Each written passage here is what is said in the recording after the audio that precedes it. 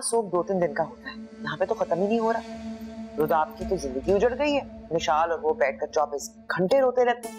सुना है बच्ची को भी वही संभाल रही है। तो और कौन संभालेगा अम्मी?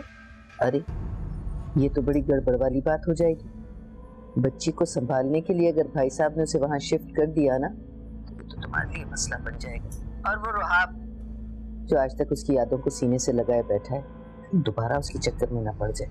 अम्मा ये तो बहुत परेशानी की बात है। जाहिर है जब वो घर में रहेगी तो आमना सामना भी होगा।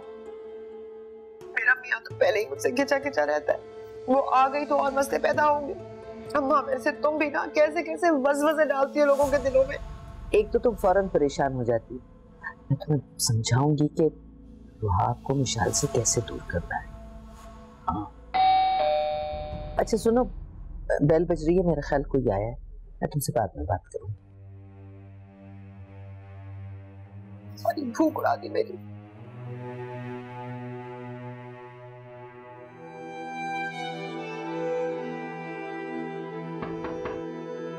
कौन?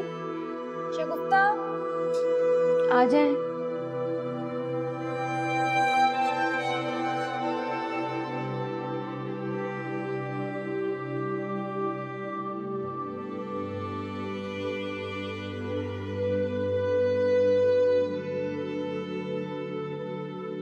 खाना खा लो मिशाल। मुझे बिल्कुल भूख नहीं है। थोड़ा सा खा लो, खाने से क्या नाराजगी? मुझे वाकई बिल्कुल भूख नहीं है और मुझसे तो एक नवाला भी नहीं खाया जाएगा। आज तो मैं तुम्हारी एक नहीं सुनूंगी।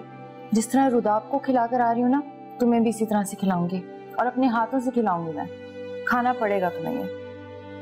मुझे वाकई बिल्कुल भूख नहीं है। भूख है या नहीं, खाना पड़ेगा। ऐसी जिंदगी थोड़ी गुजर सकती है।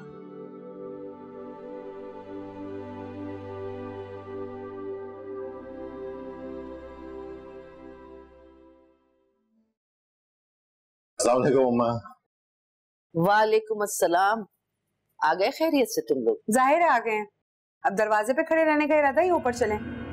कैसा मौसम था वहाँ? बैग लेकर आप ऊपर आ जाए, मुझे बैग में से कोई सामान निकालना जरूरी।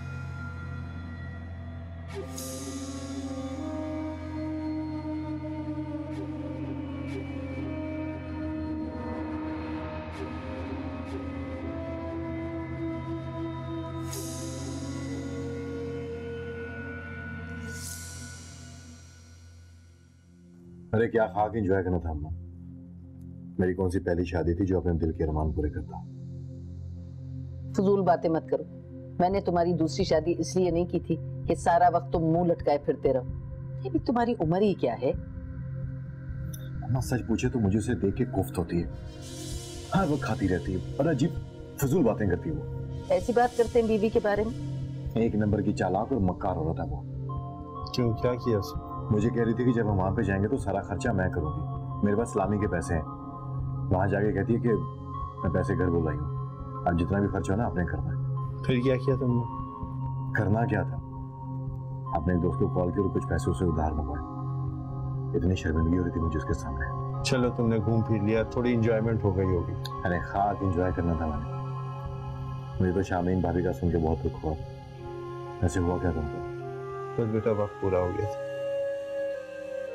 जब ऊपर से बुलावा आ जाता है तो मौत का कोई ना कोई बहाना बन ही जाता है। बहरा तुम्हारे लिए एक बहुत बुरी खबर है।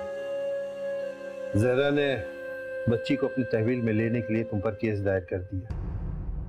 क्या? मैं सोच रही थी कि अब शामीन तो रही नहीं, रुदाब के बच्चे का क्या होगा। देखे ना, मिशाल सारी उम्र तो यहाँ रह नहीं सकती, उसकी जॉब भी है, वो तो हॉस्टल चली जाएगी। मेरी आजकल ऐसी हालत नहीं है कि मैं इतनी बड़ी जिम्मेदारी ले सकूं। और शगुफ्ता, उससे तो सच्ची बात है, कोई उम्मीद रखना ही फजूल। कहना क्या चाह रही है? नहीं, मैं तो ये सोच रही थी कि जाहिर है इतनी बड़ी जिम्मेदारी है, कौन उठाएगा। अब मिशाल की अपनी जॉब है, अपनी जिंदगी है, वो तो ये काम नहीं कर सकती ना। मैं सोच रही थी अगर हम रुदाब की दूसरी शादी कर दें। मिशाल कब तक यहाँ पे रहती है, कब जाती है, इससे तुम्हारा कोई लेना देना नहीं। और दूसरी बात ये कि रुदाब की शादी कब होती है, किससे होती है, तुम्हारा मसला नहीं है। क्यों ये मेरा मसला नहीं है? मैं इस घर की फर्द नहीं हूँ क्या? तुम्हें दूसरों के मामलात में टांग अड़ाने की कोई जरूरत नहीं।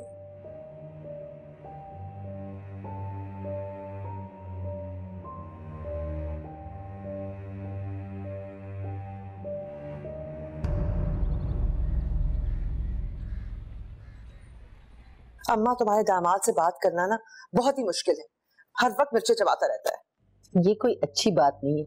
अरे 1 साल हो गया तेरी शादी को, समझा समझा के तुझे थक गई हूँ, लेकिन शौहर को मुट्ठी में करना तुझे आया ही नहीं। जब तक उसके दिलो दिमाग में विश्वास छाई रहेगी ना, वो कभी भी मेरी तरफ माइल नहीं होगा। अरे तो कोई इंतजाम करना उस चुड़ैल का, कब तक हाथ पे हाथ रख के बैठी सोचती रहेगी, बेवकूफ उनको। क्या करूं अम्मा, एक अजाब की तरह वो 24 घंटे हमारे सर पे सवार रहती है। रूप से वो छुटकी उसके साथ भी इतनी मानूस हो गई है, मुझे तो ये डर है कि कहीं वो यही की ना होके रह जाए। क्या कहा आपने? पैसे उधार चाहिए मुझसे वकील को देने के लिए? मेरे पास इतने फालतू पैसे नहीं है। तो मैं कौन सी तुमसे भीख मांग रहा हूँ, उधार मांग रहा हूँ तुमसे, लौटा दो। कहां से लौटा दोगे? तुम्हारा तो पहले ही बाल बाल कर्ज में डूबा हुआ है। तुम्हें मैं एक शरीफ और खुददार इंसान समझती थी, अगर तुम बिल्कुल अपनी मां पर गए, लालची। ऐसा क्या मांगा मैंने तुमसे जो तुम मुझे लालची का लक़ब दे रही हो? शर्म नहीं आती तुम्हें? शर्म तो वैसे तुम्हें और तुम्हारी मां को आनी चाहिए। मेरे पैसे पे नजर जमा के बैठे हुए हो। जितनी भी कमाई मेरे पास मौजूद है, जितने पैसे मेरे पास मौजूद हैं, वो सब कुछ मेरे साहब शौहर के हैं और मेरे अकाउंट में आते। उसमें सिर्फ मेरा हक है, तुम लोगों में से किसी का नहीं। नहीं चाहिए मुझे तुम्हारे पैसे, तुम अपने पैसे अपने पास रखो और मुझे माफ कर दो, समझी? अच्छा सुने, अब क्या है? वो मैं ये कह रही थी कि बच्ची को यहाँ पर रखने का क्या फायदा? मेरा मतलब है यहाँ पर तो कोई भी उसके साथ अच्छा सलूक नहीं कर रहा। आपकी अम्मा नौकरों से बदतर सलूक करती हैं उसके साथ, तो बेहतर है वो अपनी माँ के पास चली जाए। तुम अपने फजूल मशवरे अपने पास रखो, मुझे तुम्हारे मशवरों की जरूरत नहीं, समझी?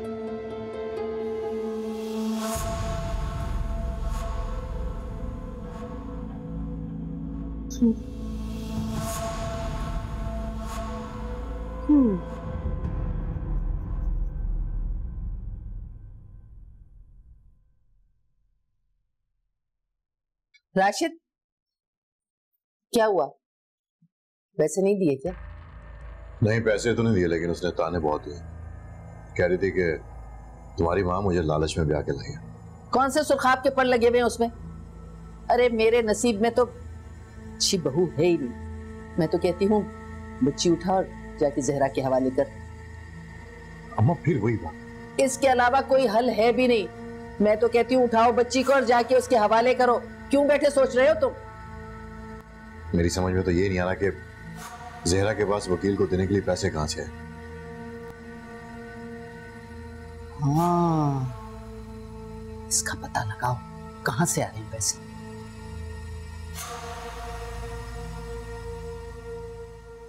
शगुफ्ता, मैं बस यहाँ कुछ ही दिन की मेहमान हूँ। इस घर में हमेशा के लिए रहना मेरे लिए नामुमकिन है।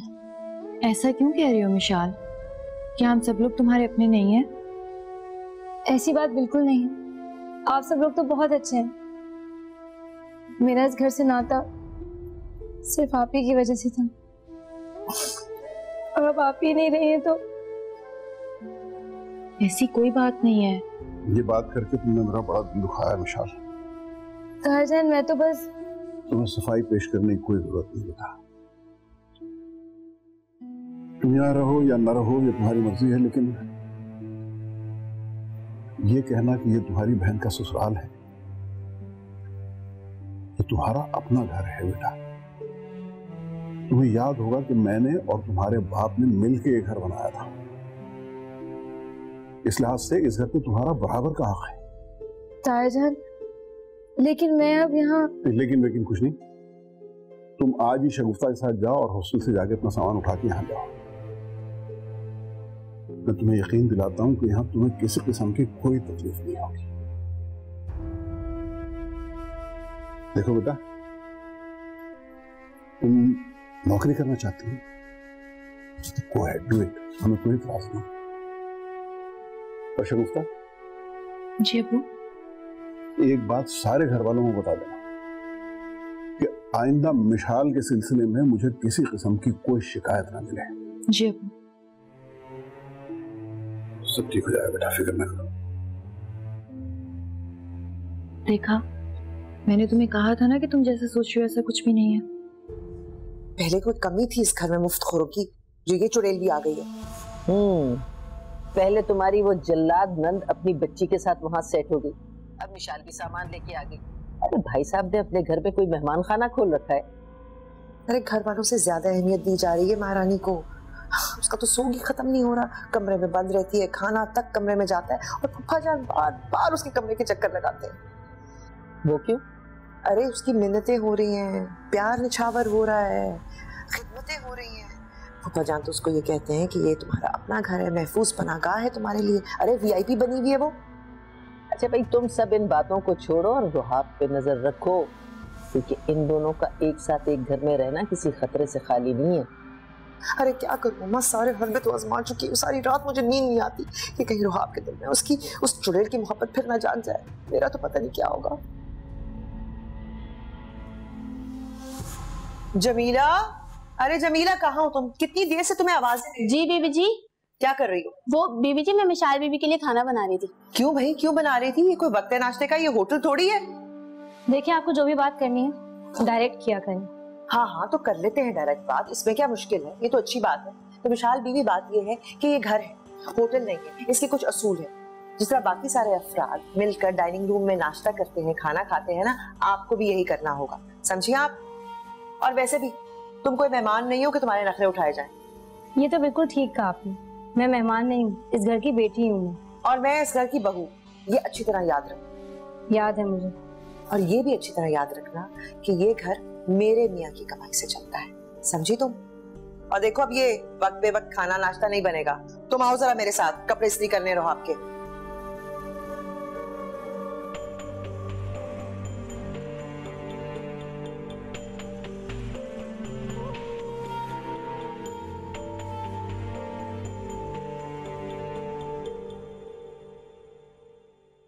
वालेकुम सलाम। अरे जहरा के घर मिलने गए थे, मुलाकात हुई उससे और उसके माँ बाप से?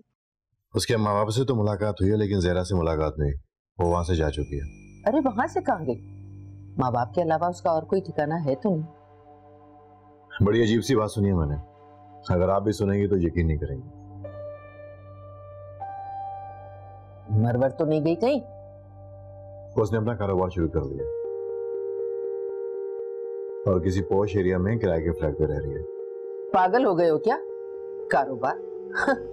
जहरा और कारोबार, ये कैसे हो सकता है? यही सुन के मुझे भी हंसी आई थी, लेकिन ये बात उसके माँ बाप ने नहीं, मुझे मोहल्ले के 2-3 लोगों ने और भी बताई है। मैं नहीं मानती, ऐसा हो नहीं सकता। सुना है काफी पैसे वाली होगी वो, और तो और उसने अपने माँ बाप के घर में काफी कीमती फर्नीचर भी डलवा दिया, उनकी भी हालत बदल दी उसने। तभी तो इतना महंगा वकील किया है उसने। पता तो करो ये माल आया कहाँ से, कोई प्राइस बाउंड खुला है उसका क्या?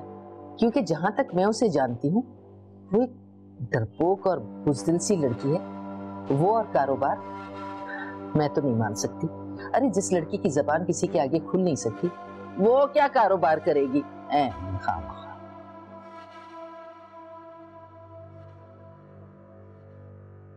शगुफ्ता, मुझे अब इस घर से चले जाना चाहिए। ये क्या कह रही हो तुम? अब्बू से तुमने यहाँ रहने का वादा किया है और फिर फातिमा भी तुमसे मानूस हो गई है। कैसे रहेगी वो तुम्हारे बगैर? मेरी अब इस घर में कोई हैसियत नहीं है। ताईजान को मेरा यहाँ रहना बिल्कुल पसंद नहीं। और परवीन तो मेरे साथ बहुत बुरा सलूक करती है। दफा करो उस परवीन को, कोई जरूरत नहीं है उस घटिया औरत की बातों को दिल पर लेने की। और तुम मुझे देख लो, मैं घर छोड़कर गई थी, मैंने क्या हासिल किया? विशाल मेरी जान, ये अकेली औरत का मुआशरा नहीं है। और रही बात अम्मी की, अम्मी मिजाज की सख्त है लेकिन दिल की बुरी नहीं है। परवीन की बातों को इग्नोर करो, एक कान से सुनो और दूसरे से निकाल दो। परवीन बहुत हकारत से देखती है मुझे। वो तो मुलाजमों तक का लिहाज नहीं करती, इंसल्ट कर देती है मेरी। मैं बहुत एम्बैरेस हो जाती हूँ। मैं बहुत अनकंफर्टेबल हो गई हूँ अब इस घर में। मुझे जाना चाहिए शगुफ्ता। तुम बिला वजह में टेंशन ले रही हो मिशाल। अपनी अना को एक साइड पे रखो और फातिमा के बारे में सोचो, कैसे रहेगी वो तुम्हारे बगैर? और शाहीन भाभी से तुमने क्या वादा किया था, भूल गई तुम? वो भी यही चाहती थी ना?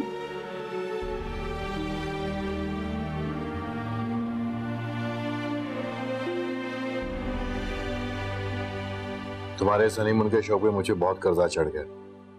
समझ में नहीं आ रहा है कैसे उतारूं।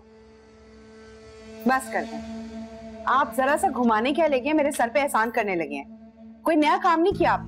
सारे शौहर अपनी नई नवेली दुल्हन को हनीमून पे लेके जाते हैं। मैं ये फजूल चोंचले अफोर्ड नहीं कर सकता। मैं तुम्हारे साबका शौहर की तरह कोई बिजनेसमैन नहीं हूँ जो तुम्हें घुमाऊं फिराऊं या फिर सिर्फ अय्याशी करवाऊं। खुदा का वास्ता है, रोज के सेम लेक्चर सुन सुन के मैं थक चुकी हूँ। एक आपकी अम्मा है, उनका मुंह नहीं बंद होता और आपके ताने नहीं खत्म होते। कम मुंह खोला होता और ऊपर से आपके ताने ही नहीं खत्म होते। तंग आ गई हूँ मैं इन सब चीजों से।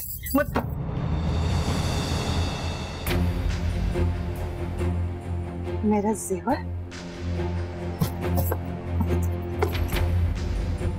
राशिद, क्या हुआ? राशिद मेरा जेवर नहीं है यहाँ पे। क्या कह रही हो तुम? मेरा लाखों का जेवर मैं लुट गई। क्या कह रही हो? ये देखो, मैंने इन डब्बों में रखा हुआ था, ये सब खाली है। देखो कहाँ चला गया। मैंने सब यहीं पे रखे हैं, यहाँ पे नहीं है डब्बे में। हाय, मैं लुट गई। 25 लाख का जेवर था राशिद, मैं लुट गई। कौन चोरी करके ले गया यहाँ से? सब मैंने यहाँ पे खुद रखा था, नहीं है यहाँ पे।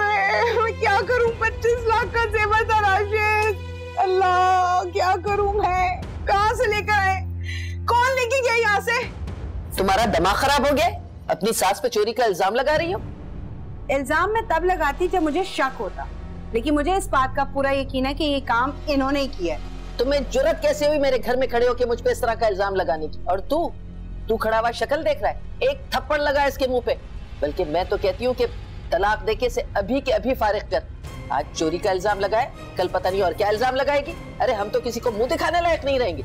हो सकता है कि घर में कोई चोर या डाकू हो सकता। मुझे कुछ नहीं पता राशिद, मुझे हर हाल में जेवर चाहिए, और अगर नहीं तो मैं अभी और इसी वक्त थाने जाकर इनके खिलाफ मुकदमा दर्ज करवाऊंगा। हाँ जाके करवा पर्चा। और एक बात सुन ले, जिस जेवर का तू मातम कर रही है ना, मैं अच्छी तरह जानती हूँ वो असली नहीं नकली था। अच्छा, आप इतने यकीन से कैसे कह सकती हैं? इसलिए कि तेरी शक्ल है 25 लाख का जेवर रखने की। मरदूद नहीं तो आ गई। राशिद, देख रहे हो तुम अपनी अम्मा, ये अब हद से बढ़ रही है। अरे उससे क्या बात कर रही है? मुझसे बात करना। मेरी मत मारी गई थी कि मैं अपने बेटे के लिए तुझे ब्याह के ले आई, वरना तुझ जैसी औरत को तो कोई थूकता भी नहीं। तू तो शक्ल से फ्रॉडन लगती है, बल्कि तेरा तो पूरा खानदान फ्रॉड है। सबने मिलके हमें बुद्धू बनाया है। आप लोगों ने अपनी औकात देखी है? टके की औकात नहीं आप लोगों की। आप लोग मुझे बातें करेंगे, वो मेरा असली जेवर था। अगर आप लोगों ने जेवर नहीं दिया तो मुझसे बुरा कोई नहीं होगा।